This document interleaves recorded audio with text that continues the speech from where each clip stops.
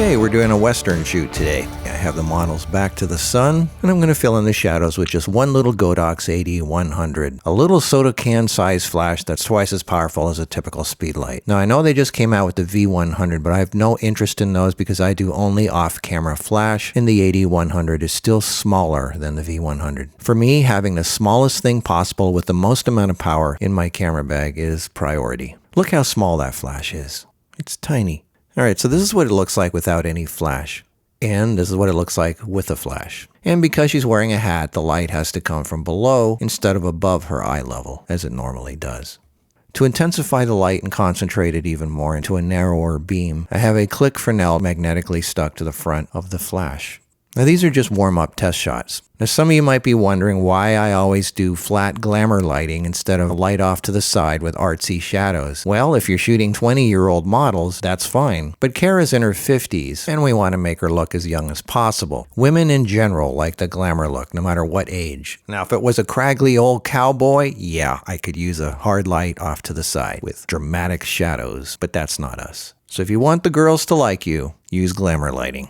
Alright, again, these are just warm-up shots. They're not spectacular, but just getting in the mood. Now, another option, again, for focusing light on her face is to use a snoot. These little rubber pop-out snoots are great for that. They create a little narrow beam of light, so you can light up just the face. So I'm going to have one light just aiming at her face. Now, this is what the lighting looks like without any lights at all. Notice the camera left side of her face has more light than the camera right side of her face. So I'm going to have to put more light on the camera right side of her face. So I'm going to have one flash on camera left, and I'm going to have two flashes on camera right to make it more powerful, plus they're further back, so I need a little more power. Now these are all AD100s, very small soda can size flashes, and again, putting a Click Fresnel on the front doubles the power, and with high-speed sync off, you can almost double the power again. Now to give you an idea how powerful these things are, I'm going to lower the exposure for a moment and set off the flashes. Look at that. The flashes are just as powerful as the sun, if not even a bit more powerful. These are little AD100s, and look at the power they can put out. And when you have light coming from both sides, you get what I call nice soft lighting, like this. Some people might say, well, yeah, but you get cross shadows. I don't see any.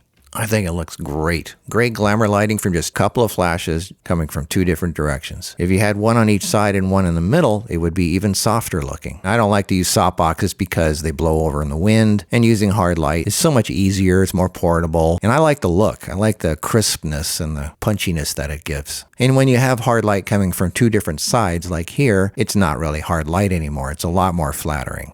Look at that. Beautiful glamour lighting, right out of a catalog. Now there is something that bothers me about these. These are still considered warm-up shots, and that is that the rocks in the background are very similar to the color and tone of her skin, so she kind of gets lost in the background. Now I'm trying to put the background out of focus, but still, she kind of gets lost in the background. So we're going to have to do something. So I'm not going to move her, I'm going to move myself and the camera, so have her stand out more against the sky. Yeah, it's a little better.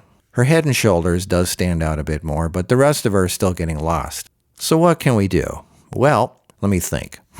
Okay, I'm going to darken the background so it's darker than her, which is good anyway, because that makes the background colors more vibrant, the sky is darker, you get a nice blue. So here's a shot without any flashes. I'm just exposing for the background. I got the background dialed in, so now I just add the flash on her, and voila, look at that. Now she stands out. Yep.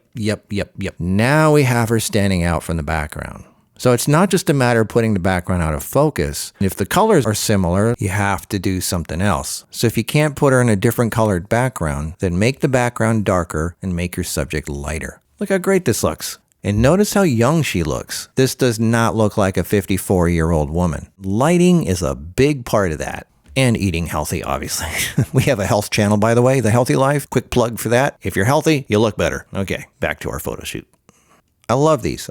Now I'm happier with my shots. Now I'm having her pop out more. I like this, yes. Much better, much better. Now remember how dark I made the background? Well, these little lights are still strong enough to be brighter than the sun. Look at that. Now, I know I'm using 3 of them, but still, they're really small. They're the size of a soda can. This is not magic hour. This is the middle of the day, super bright sunlight. Look how bright it is. This is how bright it is in real life, and this is what it looks like when I darken the camera exposure and have the lights nice and bright. So yes, you can use AD100s in the middle of the day, super bright sunlight, and be brighter than the sun. Okay, this is again what it looks like without any flash at all, and this is with. Hard light just adds a crispness. It just makes the subject more punchier. I love the look of hard light. Nice, nice, nice, nice. And it somehow helps them stand out against the background more. See how blurry the background is? This is actually not a telephoto lens. This is actually a tiny little 55 1.8. It's actually only 1.8. This is not 1.4 or 1.2. It's my little 55 1.8. This is why it's my favorite travel lens. Again, this is what it looks like without any flash. And